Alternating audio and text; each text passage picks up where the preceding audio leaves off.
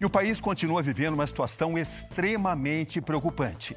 A morte de 2 mulheres em menos de uma semana, em situações semelhantes de extrema violência, expõe uma grave estatística brasileira, Carol. Isso é verdade mesmo, Cabrini. É muito triste a gente ter que noticiar casos assim, mas infelizmente 4 mulheres são mortas todos os dias vítimas de feminicídio no país.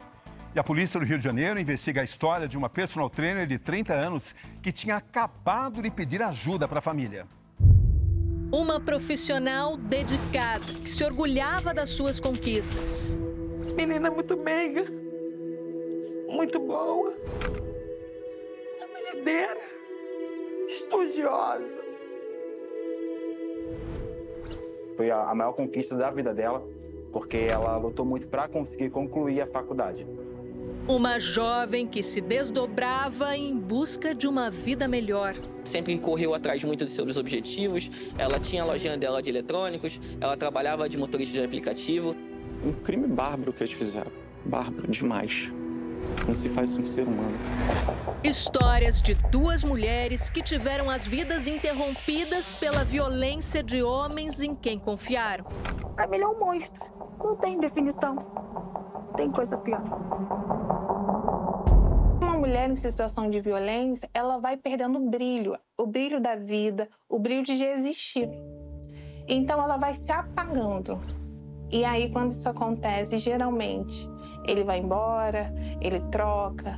E quando ela resiste, né, também é muito complicado, porque aí vem os embates.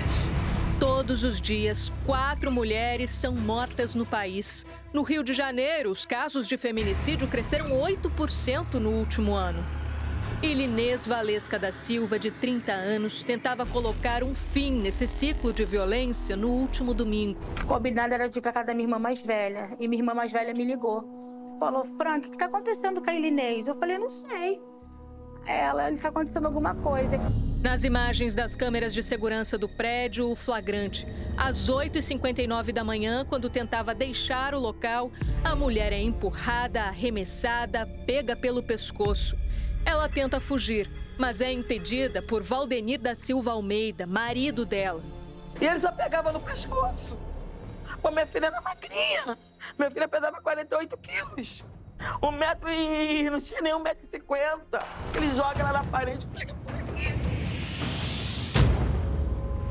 Ilinês e Valdenir se conheceram em julho do ano passado. Cerca de 3 meses depois, em novembro, casaram. Na época, ela morava sozinha, em outro endereço. Deixou tudo e veio para o apartamento dele para uma nova vida a 2.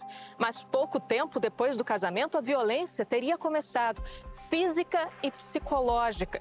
E quando ela tentava terminar o relacionamento, era lembrada que sairia daqui sem nada. A disputa pela permanência do imóvel se tornou, então, mais um motivo para as brigas. Em mensagens enviadas às irmãs e aos amigos, Ilinês relatava as agressões. Me machucou, mas não foi hoje. Foi naquele dia que você me ligou. Também não me machucou tanto, não, mas ele me bateu. Ela procurou a polícia, mas retirou a denúncia. O motivo? Medo de prejudicar a carreira do homem que a agredia. Valdenir é instrutor de academia e fisiculturista. Eu não cheguei a fazer corpo de delito, chegou na hora de ir pra trás. Eu não fiz, eu só fui pro hospital. Ilinês morreu poucas horas depois da briga no corredor. O marido alegou que havia saído de casa e, ao retornar, encontrou a mulher morta. Ele diz que não há uma briga, que a briga foi só no interior do apartamento, quando a gente viu que houve a extensão no corredor do apartamento. Ele encontra o corpo e, antes de qualquer coisa, ele tira uma foto. E eu pergunto por que ele tirou essa foto do corpo ainda estendido. Ele diz, não, só para me defender. E ele tira aquela foto, só depois ele vai na cozinha, pega uma faca, corta o fio, mudando a cena do crime, que isso dificultou um pouco o trabalho dos peritos.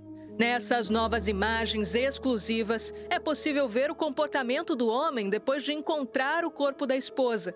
Ele caminha calmamente pelo corredor e pede ajuda ao porteiro. Ele sai do apartamento calmo e sempre falando no celular.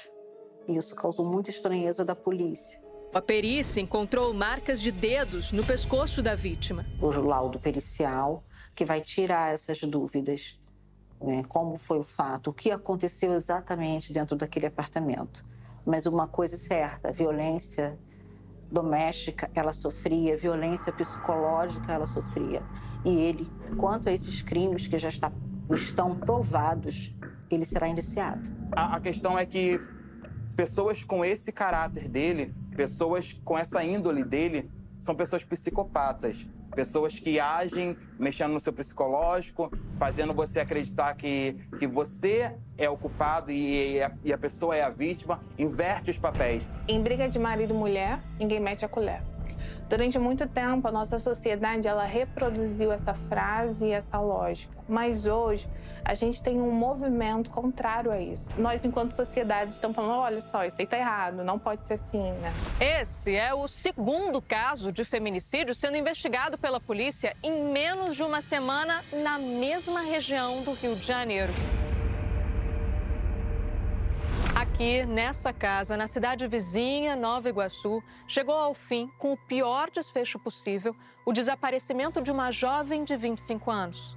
O corpo dela foi encontrado enterrado num canteiro do imóvel. Larissa dos Santos Silva desapareceu no dia 21 de janeiro.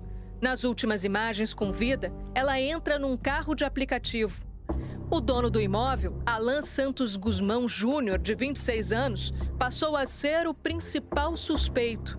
Conseguimos identificar o motorista que fez esse transporte, né, da Larissa até a residência do autor.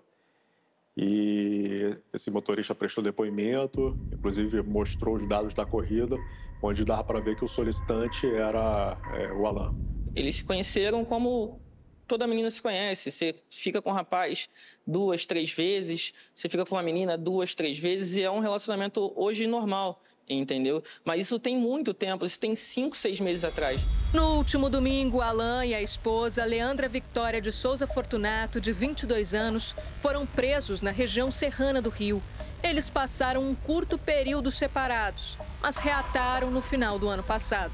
Os pais do investigado denunciaram a localização do casal à polícia. O delegado afirma que ainda trabalha para entender a motivação do crime. A dinâmica de como se deu o homicídio ainda é uma coisa ainda muito nebulosa para a gente. Até porque se deu no interior da residência, só quem estava presente ali foram os autores e a própria vítima. A posterior extração de dados do telefone da Larissa, a gente consiga mais elementos que indiquem como se deu isso. Eles levaram um pedaço da nossa família. Eles acabaram com a nossa família.